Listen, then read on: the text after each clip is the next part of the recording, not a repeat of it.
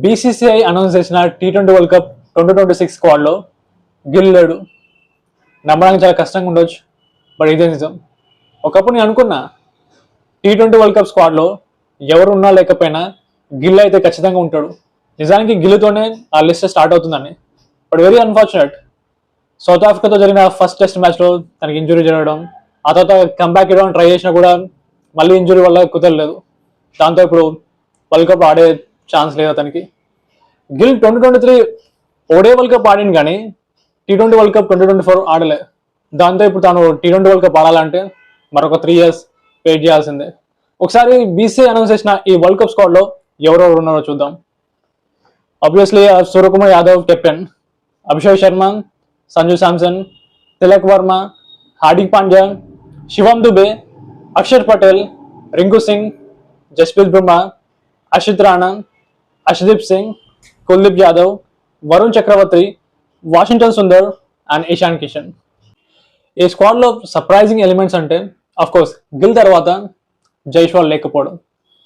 T20 world cup 2024లో Jaiswal 50 members స్క్వాడ్లో ఉండు, కాకపోతే ప్లేయింగ్ లెవెల్లో ఛాన్స్ రాలే. ఇప్పుడు స్క్వాడ్లో కూడా లేడు. కొంచెం కష్టంగా ఉంటుంది జైస్వాల్ ఫ్యాన్స్కి. ఎందుకంటే జైస్వాల్ చాలా మంచి ప్లేయర్.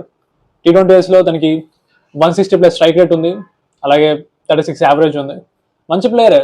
కాకపోతే ఇప్పుడు జైస్వాల్ అభిషేక్ శర్మ అంటే వాళ్ళు అభిషేక్ శర్మకి ఛాన్స్ ఇచ్చారు.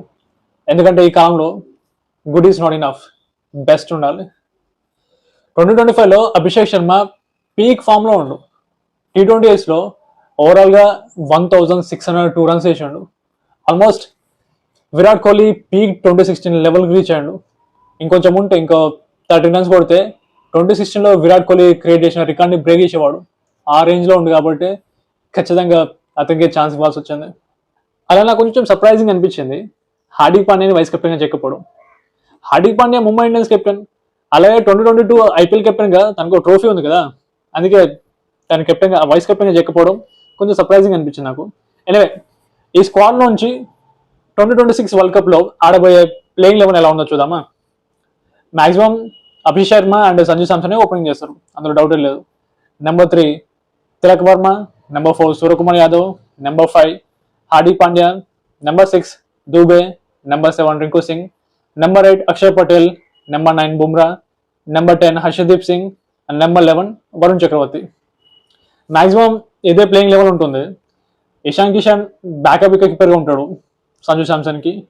అండ్ నాకు తెలిసినంత వరకు అర్షదీప్ రాణా ఒక బ్యాకప్ పేసర్గానే ఉంటాడు. ఎందుకంటే మనం ఇండియాలో ఆడుతున్నాం, ఇండియాలో 4 పేసర్స్ అవసరం రాదనుకుంటున్నా.